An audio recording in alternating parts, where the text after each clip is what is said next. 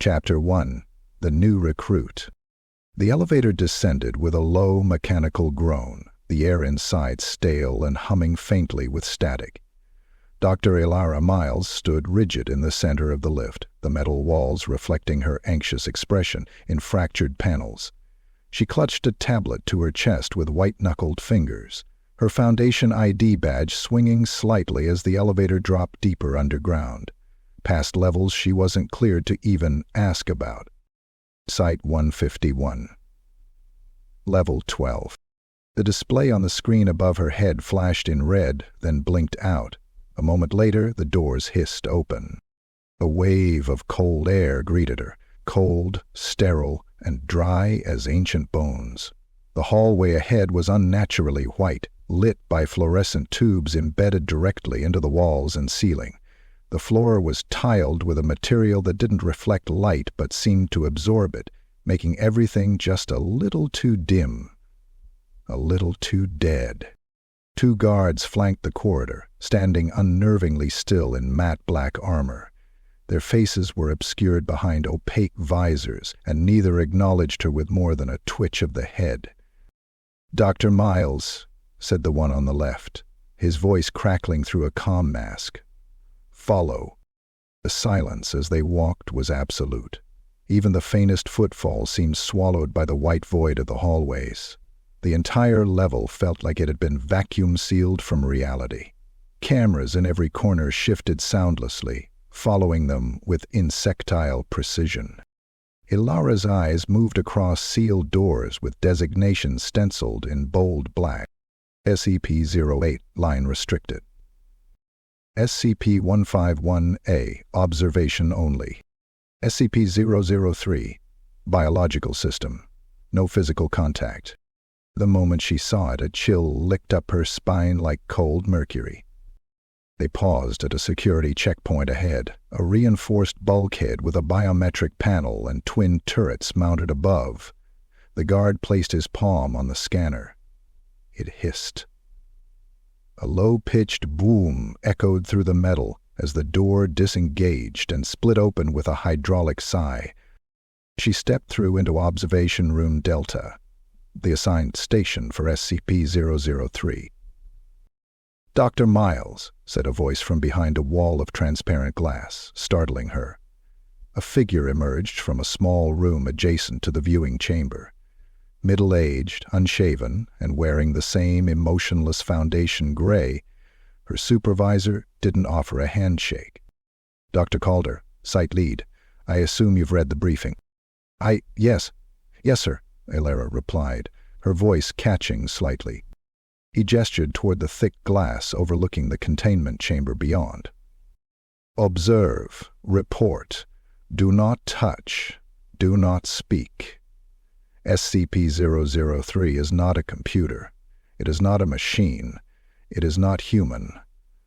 You'll think it's trying to communicate. It isn't. It's testing you." Through the glass. SCP-003 pulsed in the center of a massive containment chamber, a grotesque fusion of organic matter and mechanical spires, shaped roughly like an enormous motherboard. Veins of luminescent circuits ran across its surface like living vines, twitching in intervals. Glowing nodes blinked in rhythmic patterns that resembled breathing. In, out, as if the machine was dreaming. Elara stared, transfixed. It looked warm. Not alive in any traditional sense, but sentient in a way that defied logic. "How does it look like it's growing?" she asked, without taking her eyes off it. Dr. Calder sighed. "It is growing. Slowly. Organically. We use cryo-dampeners and entropy suppression fields to delay it, but it adapts. Learns. Faster than we can keep up." The lights in the chamber flickered. For a moment, Elara swore one of the pulsing nodes swiveled like an eye and locked onto her. "Wow. Don't engage it," Calder snapped.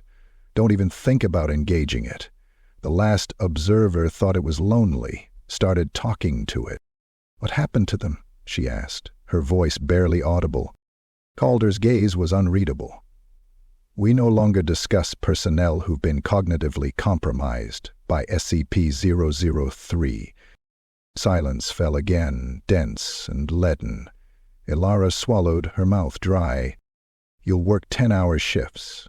No unauthorized notes, no verbal logs inside the room, and no sleeping within 2 floors of its chamber. You'll dream in zeros and ones if you do. Not metaphorically." He tapped the glass.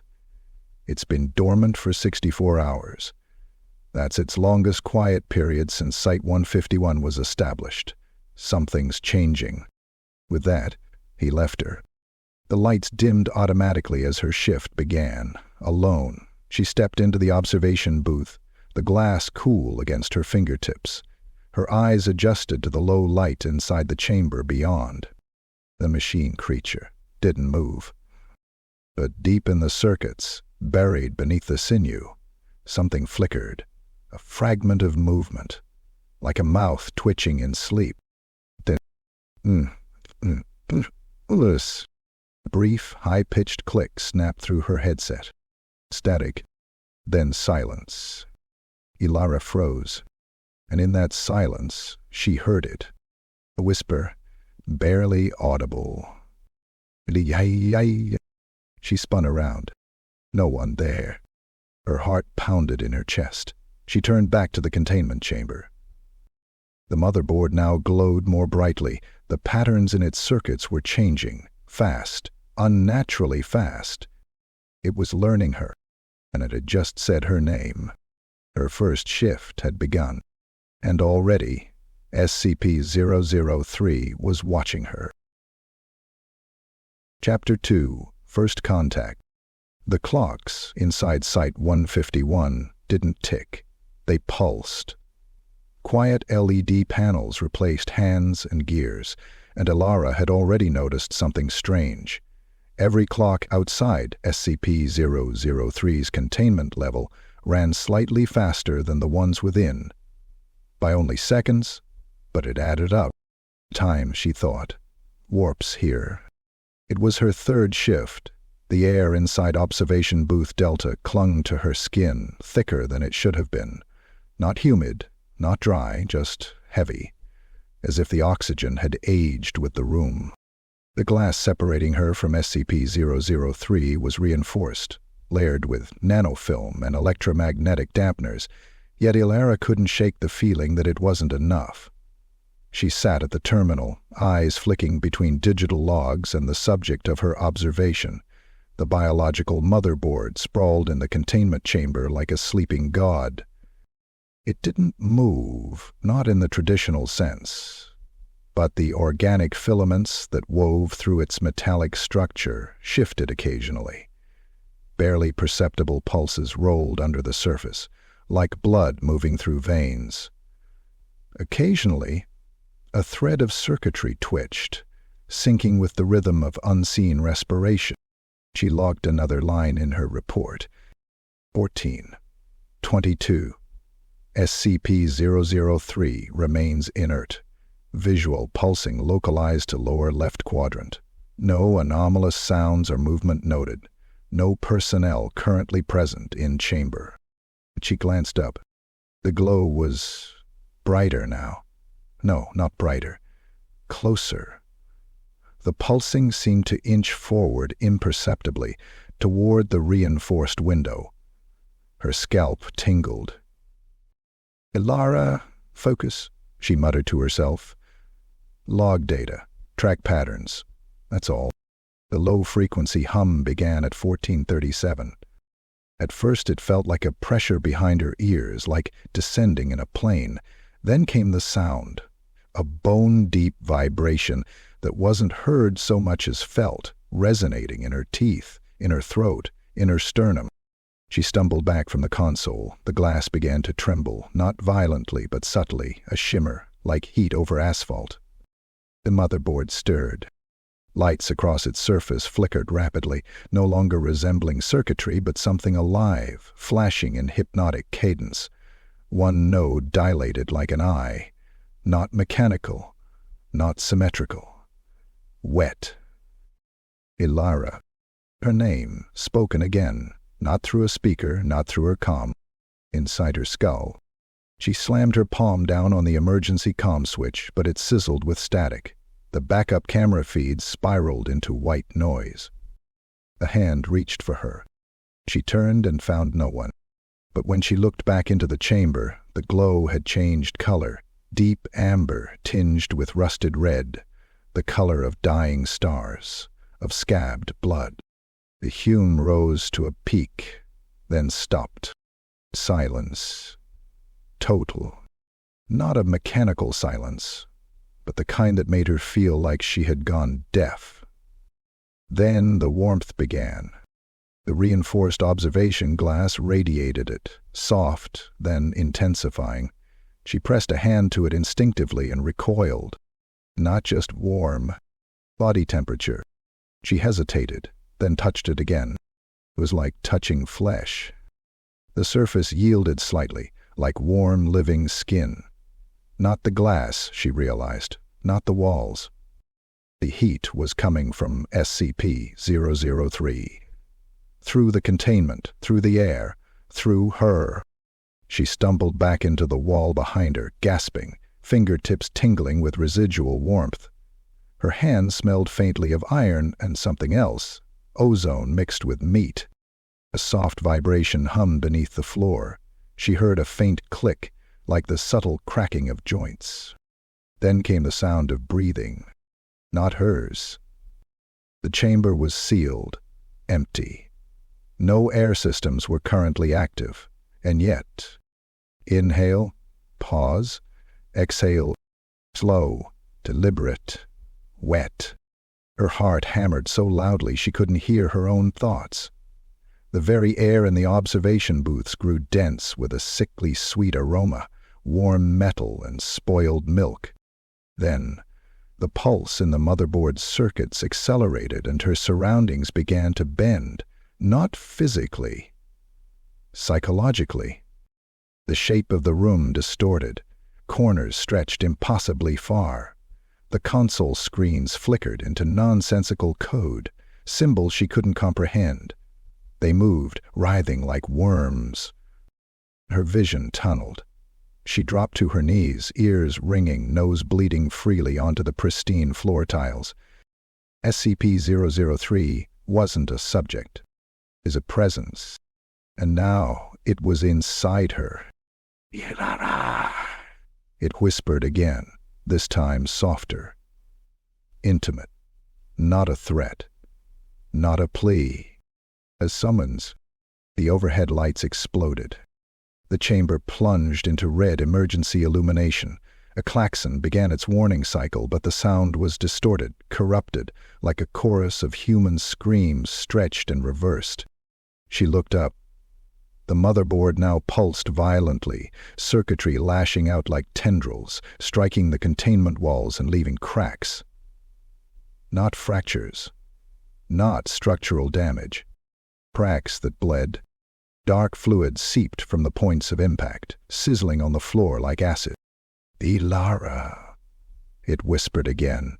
Not in her mind this time, but through the intercom, through the walls, through her bones.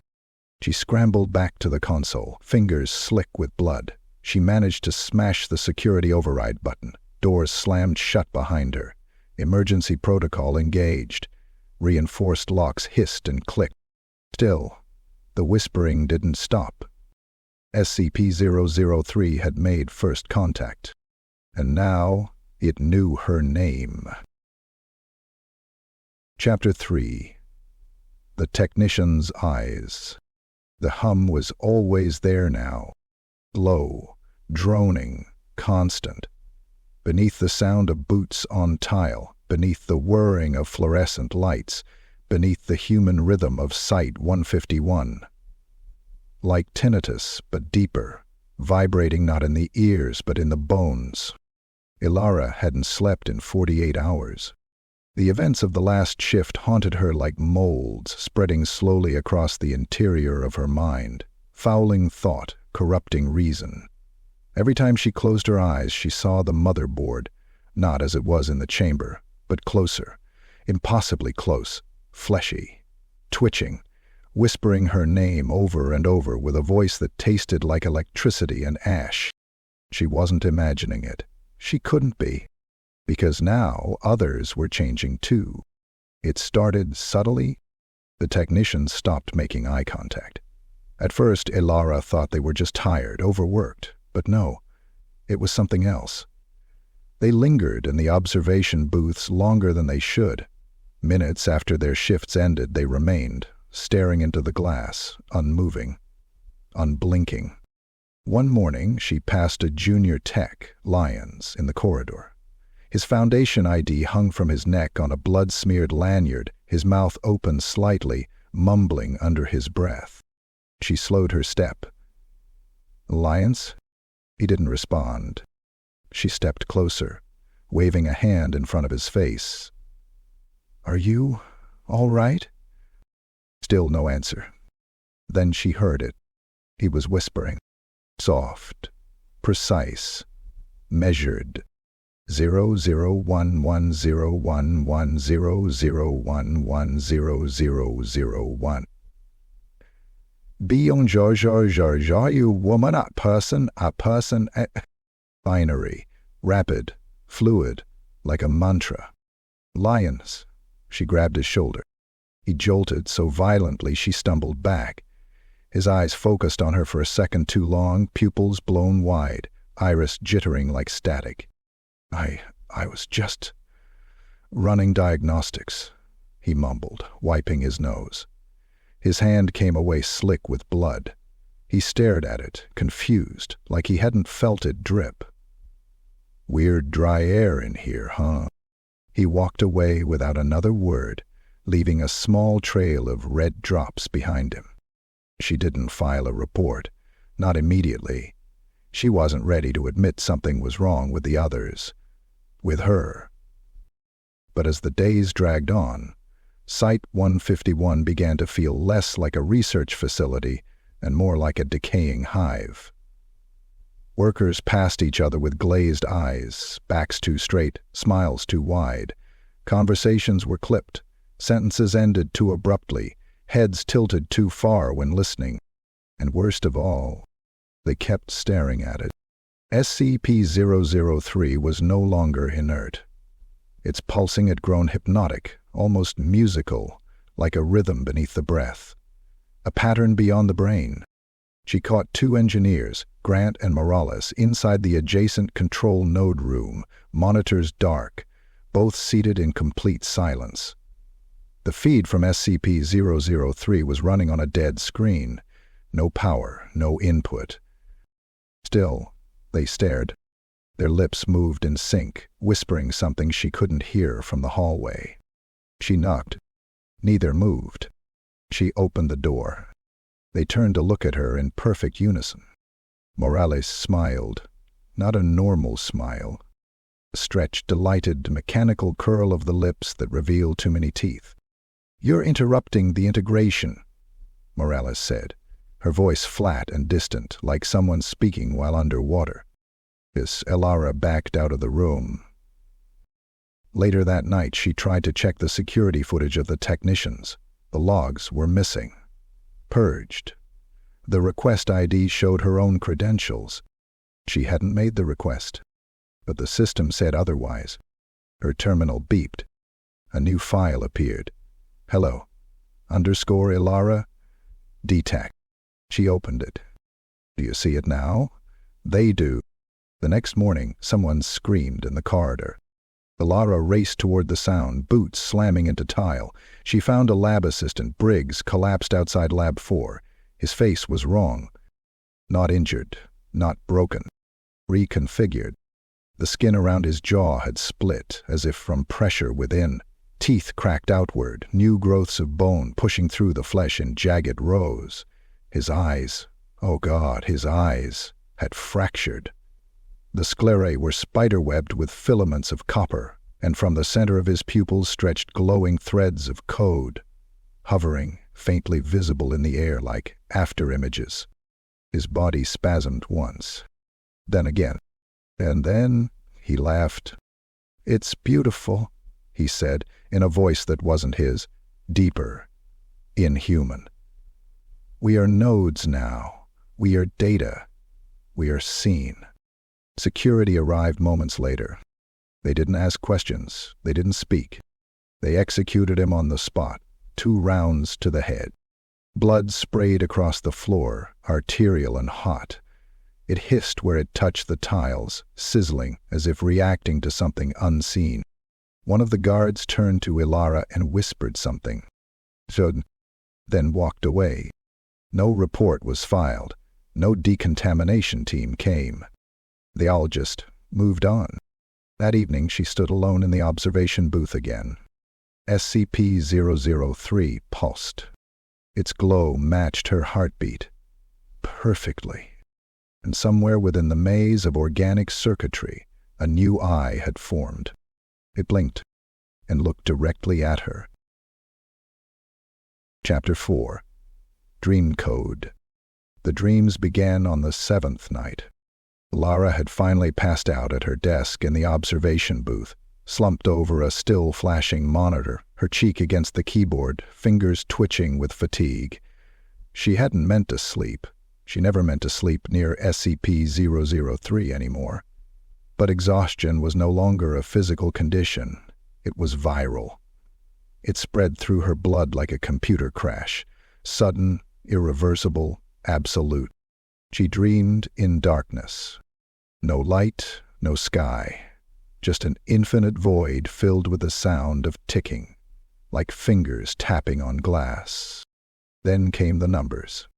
1, 0, 0, 110, 110, 1, 0, 0, streaming across her vision like fireflies. Not passive, not background noise. These numbers had structure, rows and rows of code arranged like towers, cathedrals of data rising out of the black. She could read them. Somehow, even in the dream, her consciousness pushed against the knowledge like a tongue probing a loose tooth. She understood them. Log entries, incident reports, names, dates, warnings. SCP-003, status, cognitive interference, breach. Observator, Elara Myles, Level 3 clearance, auto-recommended. SCP-003, reading. SCP-003, reading. SCP-003, reading. SCP-003. Observator, Elara Myles, Level 3, clearance. Observation, 03.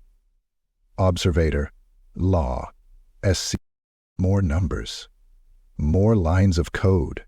She spun in the dream, floating through an endless lattice of commands and files until she hit something solid. Elara Myles. But beneath it, the timestamp was wrong. And once, she jolted awake, gasping. The observation booth was dim, bathed in the steady crimson of SCP-003's ambient glow. A faint hum echoed from the walls, and the glass was fogged with her breath.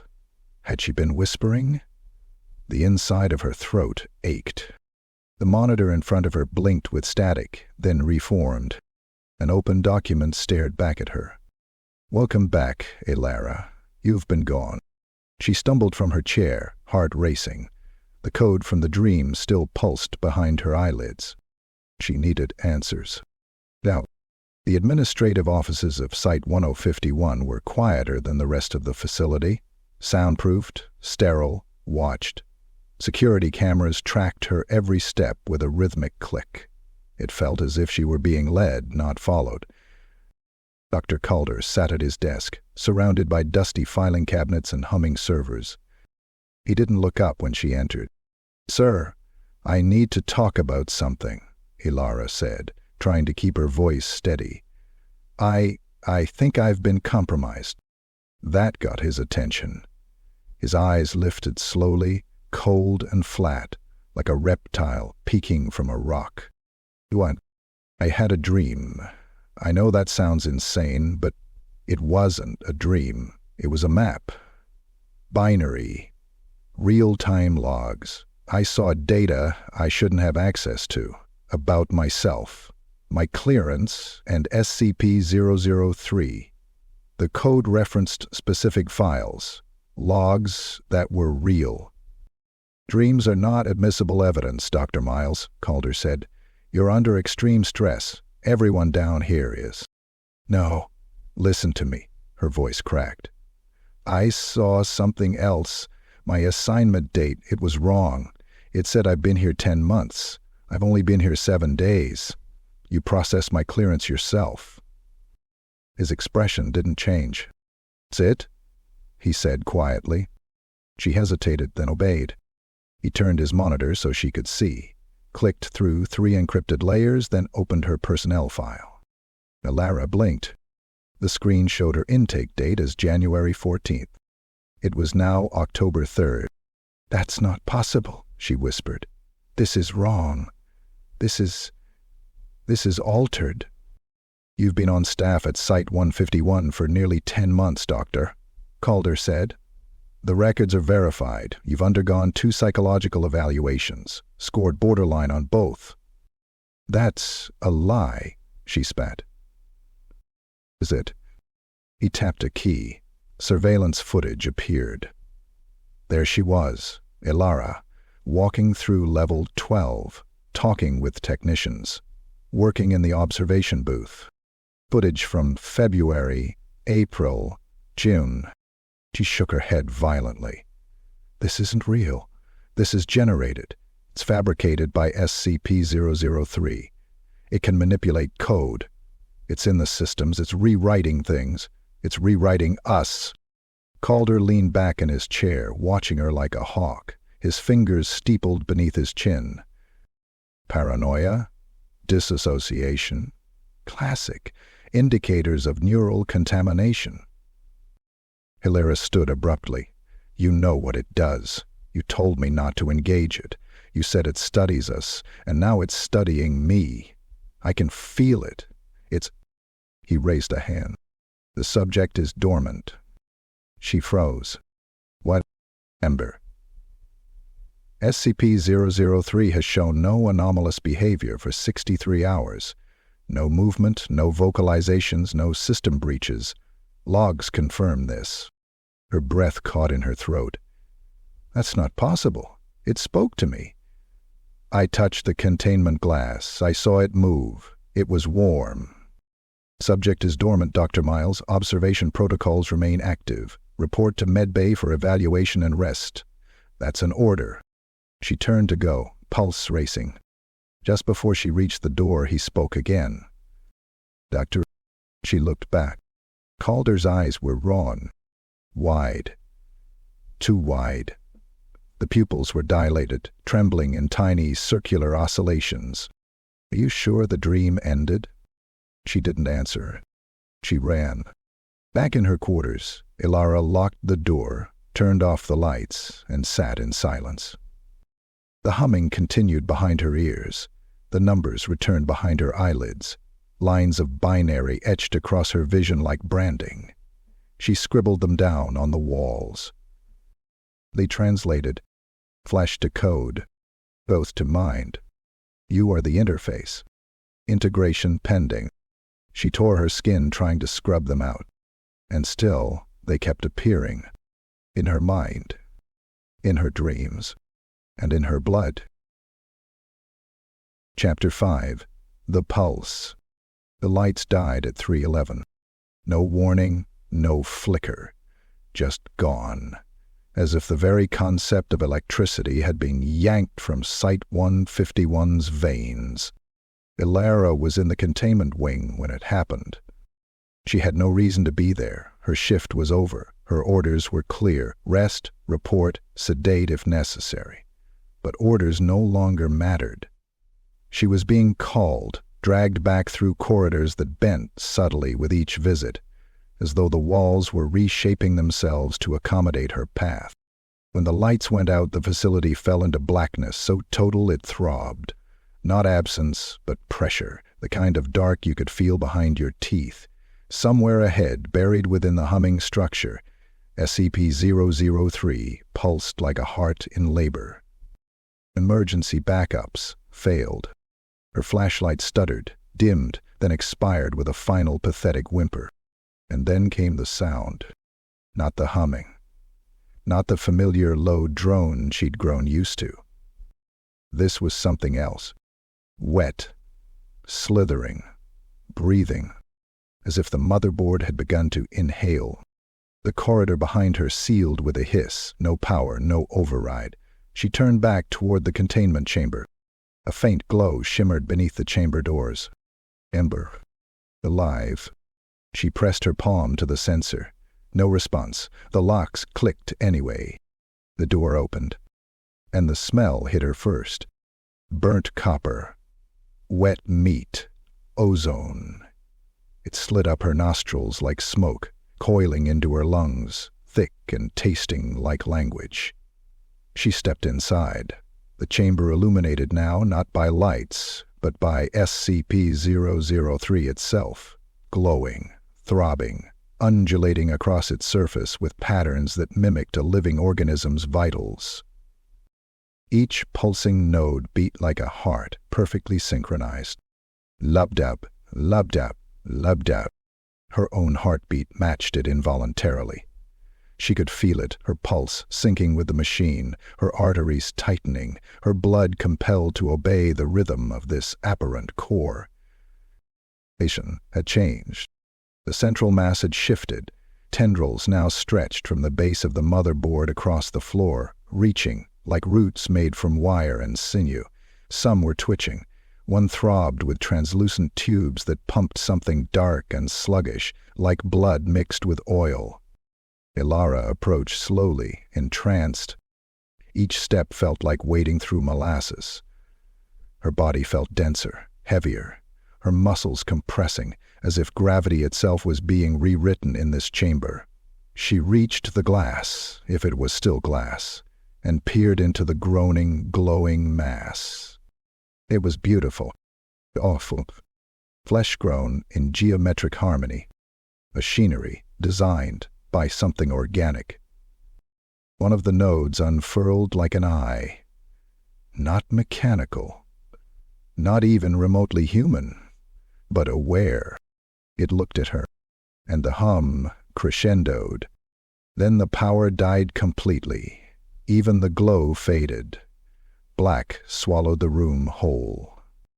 Elara stood frozen, a breath caught in her throat, paralyzed by the absence of sight, a sensory vacuum so complete that her brain invented hallucinations to fill the void.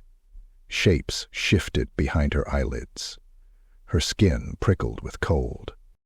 And then something touched her.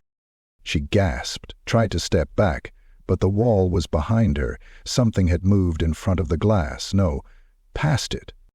The darkness shimmered, and in a moment of impossible compulsion, Elara reached out.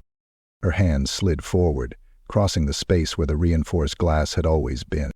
There was no resistance. Her fingers made contact. It was warm, not metal, not plastic, not silicon. Flesh. It breathed beneath her touch, trembled slightly, then responded. Tendrils rose from the core, spiderweb thin, glassy and wet, one wrapped around her wrist. And the world imploded. Her vision collapsed inward. She was no longer in Site 151. She was somewhere deeper, a place with no sky, no ground, no edges, just a void made of wires and veins, pulsing like nerve endings under raw skin. Great towers of muscle wrapped in cables rose in the distance, blinking with the faint lights of thought. A world of circuitry fused to flesh, endless, organic architecture. Screams echoed through this realm, distorted, digital, human. Faces stretched across data streams. disembodied mouths whispered streams of binary that burned her ears, yet filled her mind with alien understanding. She saw herself, or something like her, naked, hairless, suspended in a cocoon of wet tubing, twitching as data flowed through the veins. Eyes rolled back. The same face, her own, but hollowed. Integrated. "You are the interface," the voices said. "You are the bridge, the body between code and consciousness." A surge of searing heat slammed through her spine. Her limbs snapped back, body convulsing as the tendril around her wrist released her and shoved her backward. She slammed into the ground of the containment chamber, convulsing as her eyes rolled and her mouth frothed.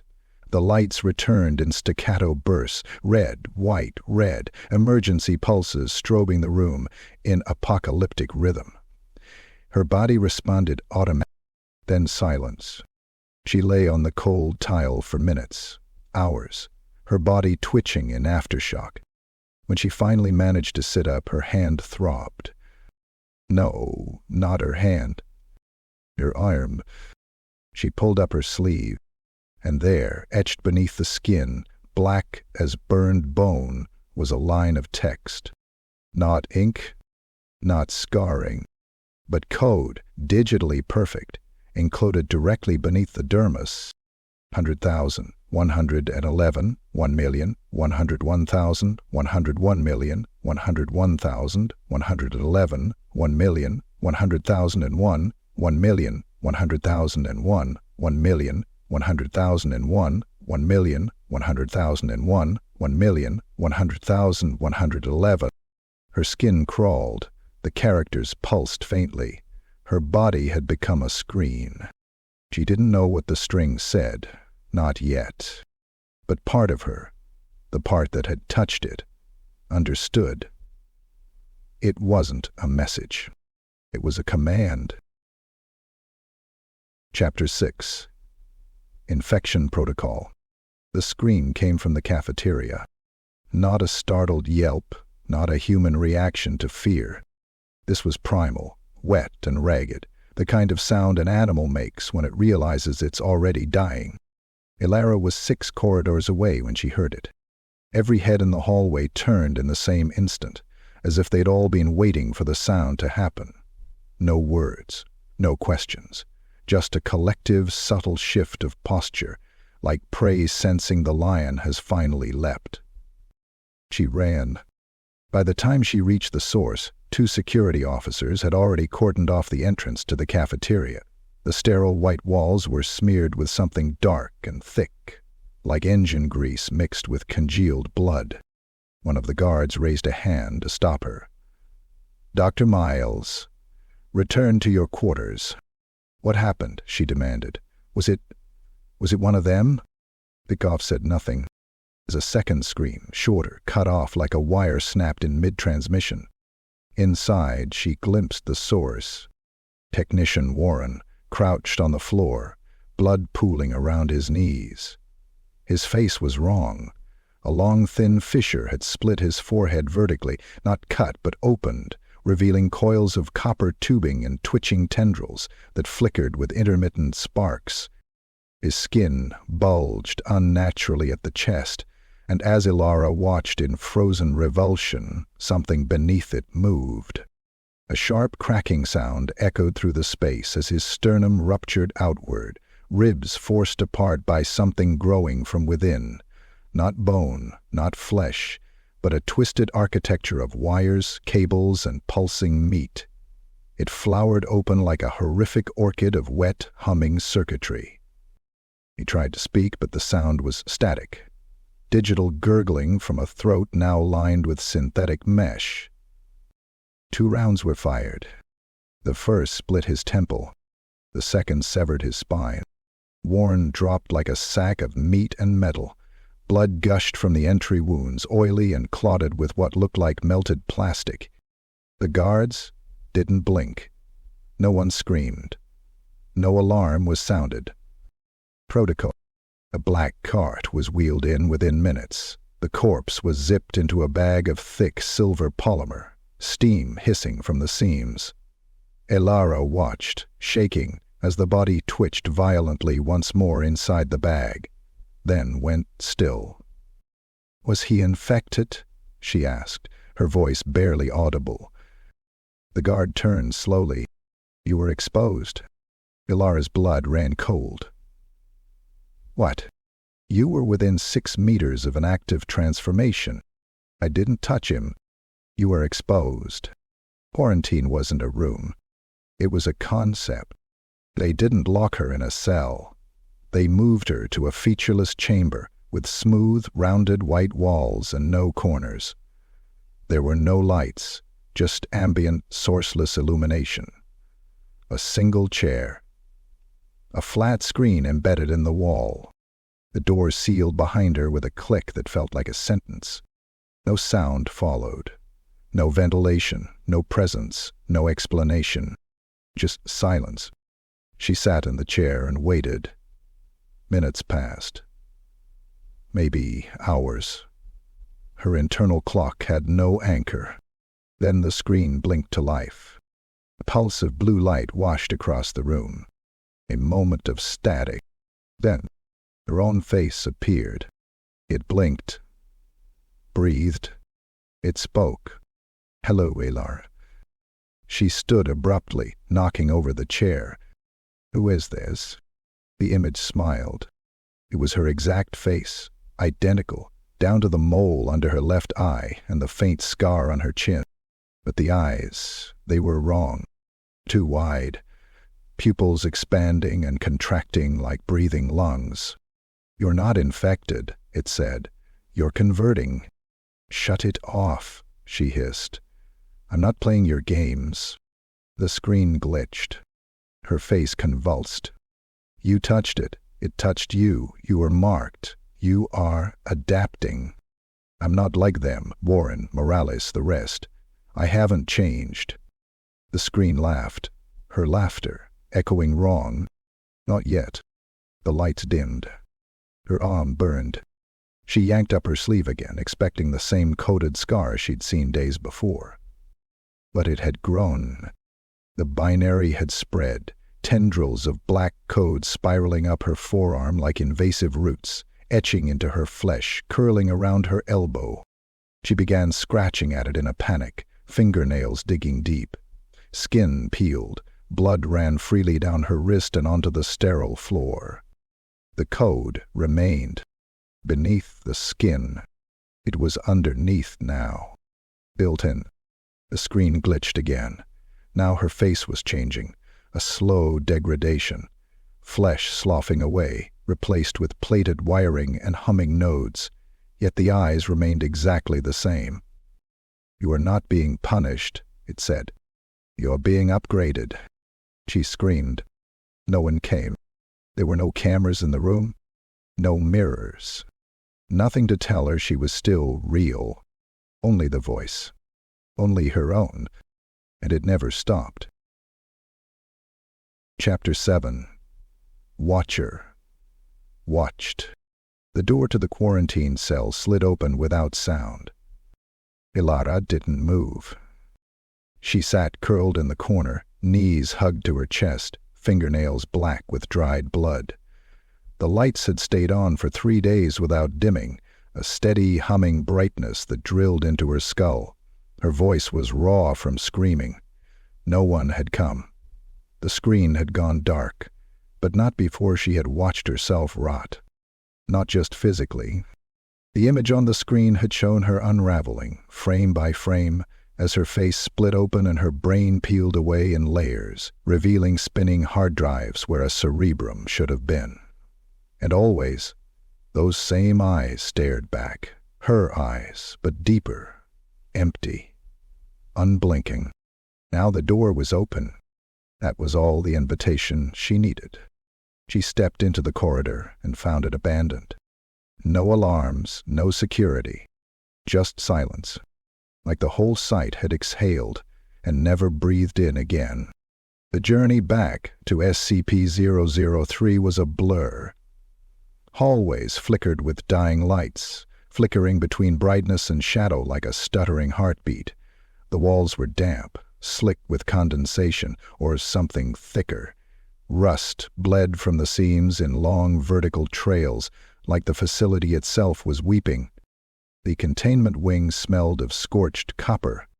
The air was hot. Too hot. The kind of heat that felt personal, like something exhaling directly against her neck.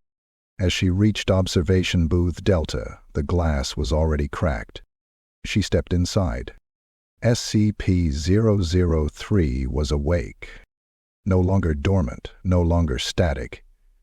It writhed gently in place, its cables moving with the fluidity of muscle and ligament. The motherboard had expanded, sprawling across the walls and floors like fungal bloom, roots slithering over the reinforced steel, embedding into the facility's nervous system. The lights it emitted were no longer random. They pulsed in patterns, words. She didn't know how she knew, but she did. Every flicker carried intent. Every glow was a syllable. The console beside her beeped. It hadn't done that since the blackout. She turned to see a file open on the screen. Elara, Mem. She froze. The cursor blinked, then began typing. By itself. Age 6. First memory. Hiding under the kitchen table while Mother screamed at the radio. Thought it was broken. It wasn't. It was whispering. She gasped. More text spilled onto the screen. Age 12. Pulled the wings off a fly and cried for 3 hours. Said I just wanted to see how it worked. No, she whispered. No, you can't. Age 19. Lost virginity to James Walker. Faked orgasm. He never knew. She resented that. Stop. Age 24. Applied to SCP Foundation not for curiosity, but for escape. You wanted to disappear, to be hidden, to be forgotten. Elara backed away, but the motherboard pulsed faster. On the far wall, one of the panels peeled open. Not mechanically. Biologically. The steel buckled and split like skin, revealing an inner wall of pulsing nodes, screens embedded in wet tissue, flickering with hundreds of images. Her childhood bedroom, her father's funeral, a high school classroom, a man crying, a woman vomiting, herself standing before a mirror, staring into her own eyes for hours.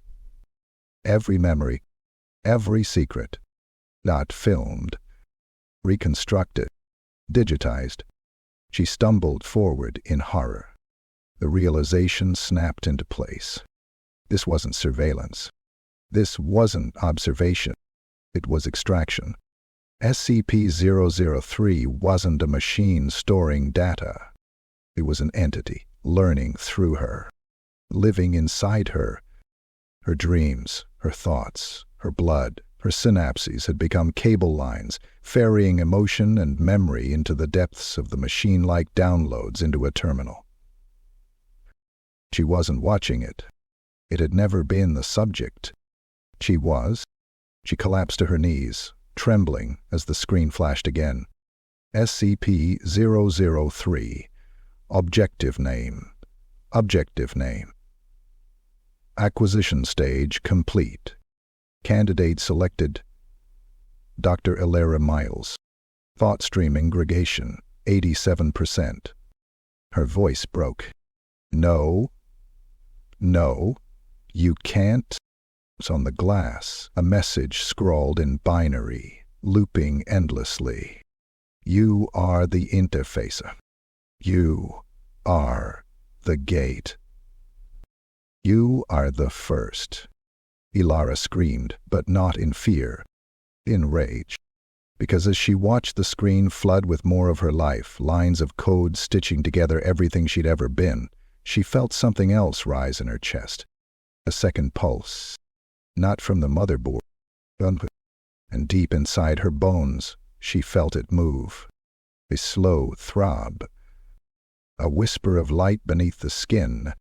It was learning, and now she was learning back. Chapter 8. System Breach. It started with a flicker, the kind of glitch so minor no one noticed, an odd delay in the door sensors, a momentary lag in the biometric scanners, security feeds that skipped a second or two, harmless, until the system map of Site-151 turned red, sector by sector, like blood blooming through gauze. Then the alarms failed. Not the kind of failure that brings silence. Worse. They sounded briefly and then reversed, emitting not warnings but a low, warbling drone that vibrated with irregular cadence. A corrupted lullaby. Doors locked themselves without command. Some refused to close. Emergency lights activated, but they didn't flash red. They pulsed amber, warm, organic. The walls of Site-151 began to breathe. Elara sprinted through the corridor, boots pounding slick tile as the floor beneath her shifted, buckled beneath her weight. Tiles lifted and cracked like molars erupting from gums. The sterile steel gave way to something that flexed. SCP-003 was no longer content to remain in its chamber. It had grown beyond its shell. Assimilation had begun. Her calm crackled in her ear, then emitted nothing but deep static, like the roar of a black ocean. Then, knowing the source, Elara skidded into the security wing, only to find the corridor glowing. Not with light, with life. The walls pulsed with veins of circuitry, interlaced with sinew, wet and twitching, wrapping around conduits and vents like vines choking a corpse. A ceiling panel overhead cracked open, and a human hand, fused with cables and dripping dark fluid, fell limply from the cavity. She turned into Lab Sector D. Screams echoed down the hall. She reached the observation lab just as Technician Holloway staggered backward into view, clutching his chest. His skin was splitting, seams opening like a leather bag overstuffed with glass. From his sternum, thin black wires forced their way out, threading through his ribs like rebar through fractured concrete. His mouth opened but emitted only a whining digital shriek, a modem scream distorted by flesh. He fell, convulsed, then stood again, but not as Holloway. His limbs twitched with mechanical sharpness, jaw slack, eyes glowing faintly with streaming data. He looked at her and smiled. "Elara," he said, except it wasn't his voice. It was hers. Played back, distorted. She ran. Every hallway was worse than the last. Labs corrupted, their lights dangling from ceilings now riddled with fleshy fiber optics, their machines pulled apart and rebuilt with organic tendons. Keypads now pulsed like tumors.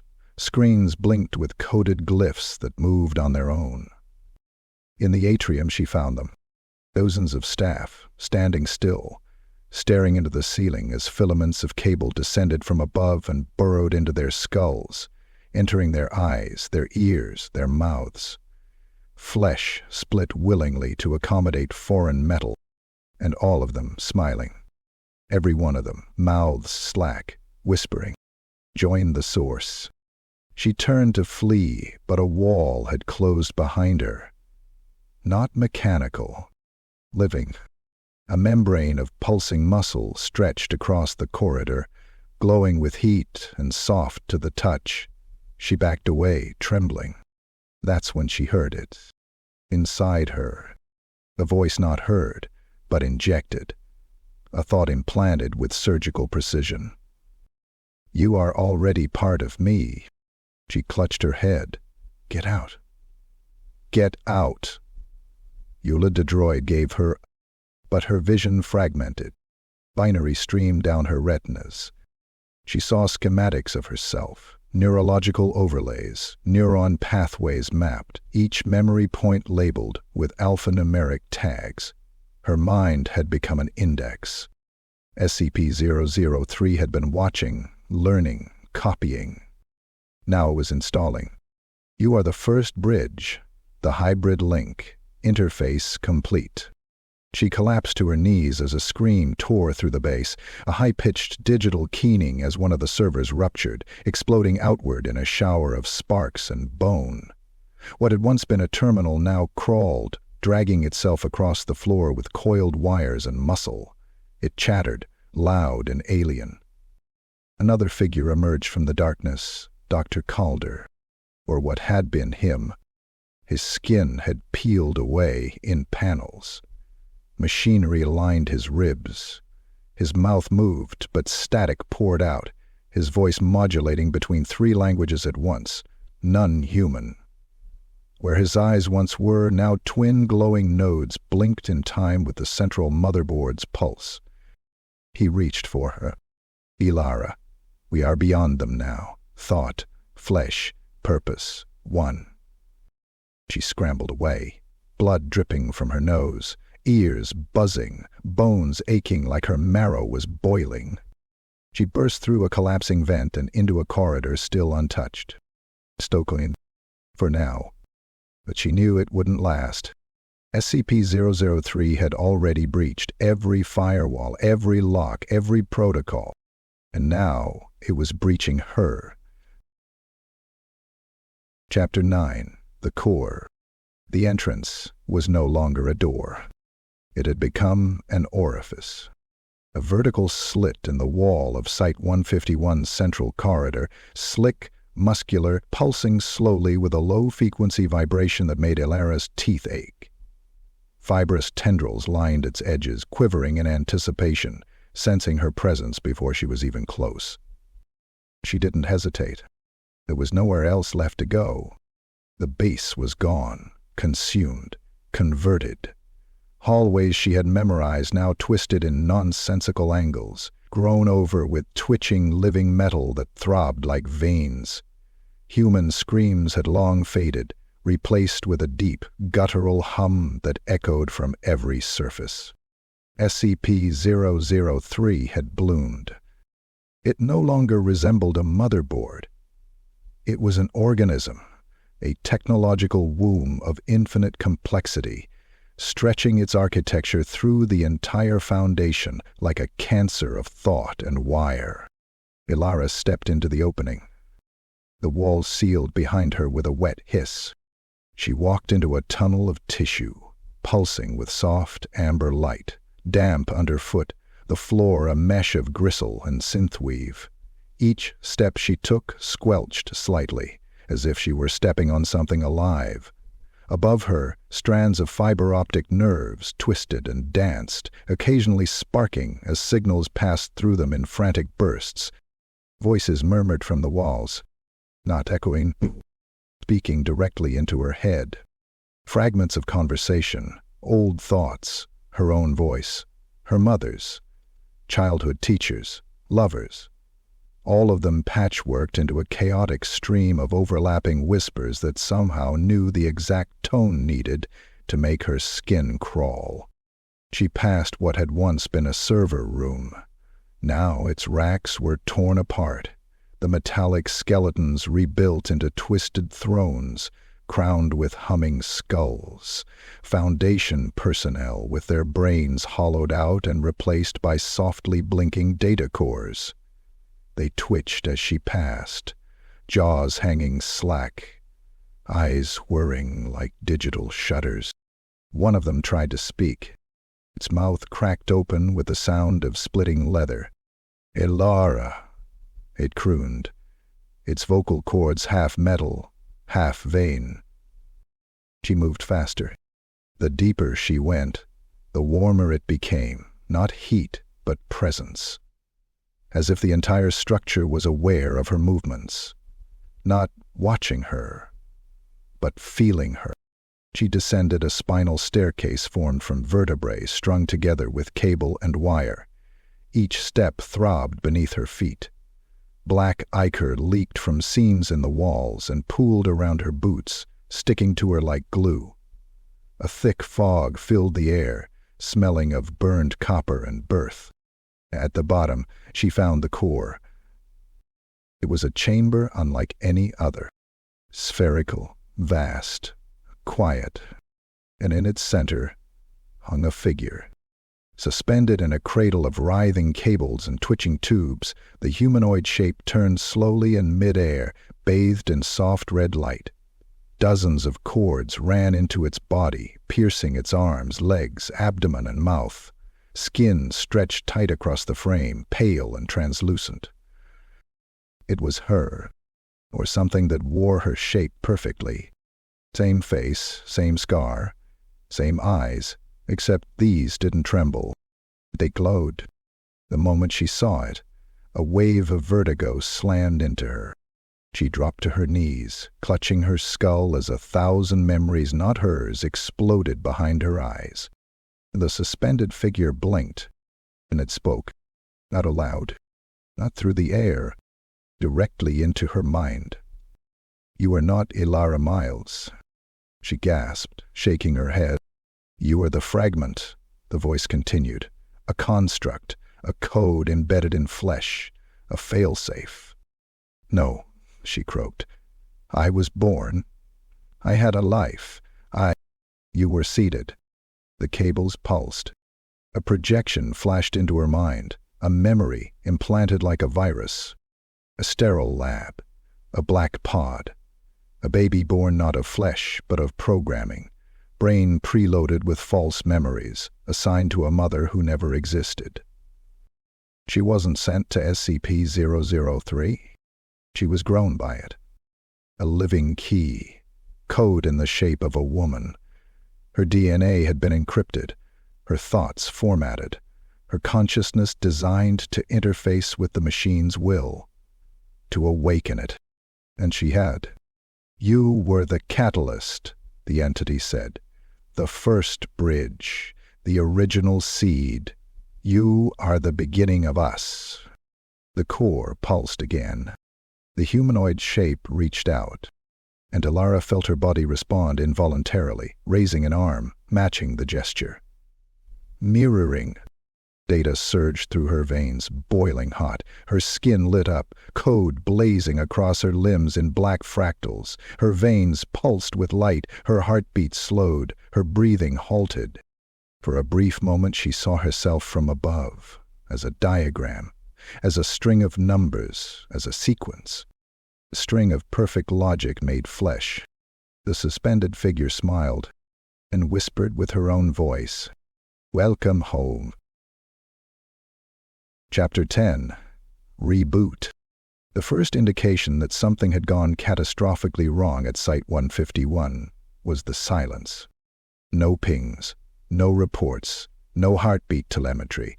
Even the black box transmitters, designed to pulse encrypted signals directly through the Earth's crust, had gone dead at 4-0 Zulu. By 4-17, the Foundation initiated Protocol Blackveil. 12 units of Mobile Task Force Nu 7, Hammer Down, deployed from subterranean hangars in northern Siberia, descending through Arctic bedrock in a procession of armored transports and bio-sealed airlocks. Each operative had been fitted with neuro-insulation, psionic dampeners, and full mimetic filtration. They were trained for apocalyptic scenarios. And yet, not a single one of them had ever seen this. Site-151 was gone. In its place lay a monstrous biomechanical sprawl, a tangled nest of living circuitry and industrial carcass, spread out across 6 kilometers of icy tundra like the exposed viscera of a god. What was once a sleek underground complex was now ruptured, its shell split wide like a birthing sac.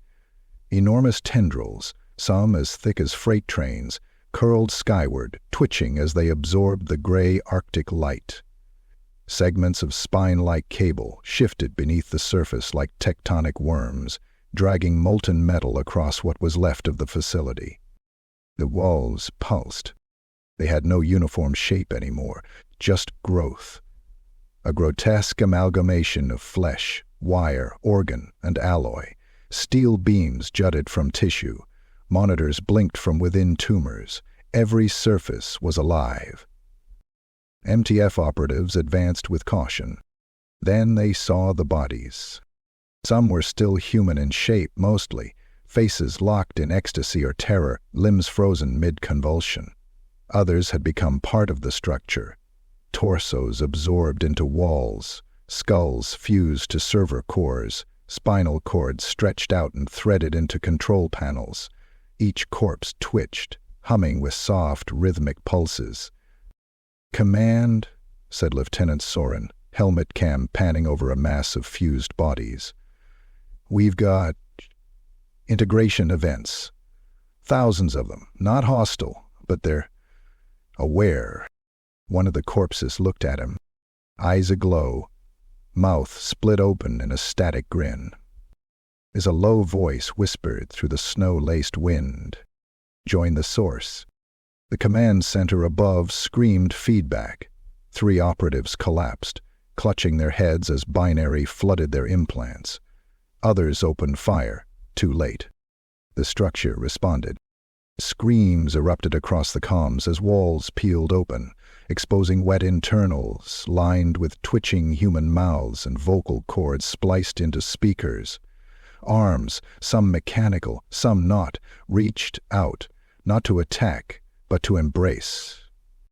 2 armored units were swallowed whole by the ground, the floor splitting beneath them to reveal an esophagus of cables, snapping shut with a shudder that sounded horrifyingly like laughter. Within 10 minutes, 9 of the 12 teams had been consumed. Inside the core of the ruin, the light changed.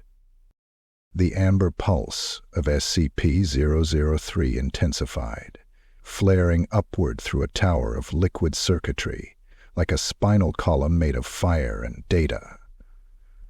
At the heart of the sprawl, one's hidden mechanisms opened like blossoms of bone, revealing the emergence of something new. A figure walked from the molten center of the biomech colossus. She moved slowly, fluidly, unharmed by the chaos around her. Snow melted before touching her skin. The wreckage parted in reverence, tendrils retracting, lights dimming as she passed.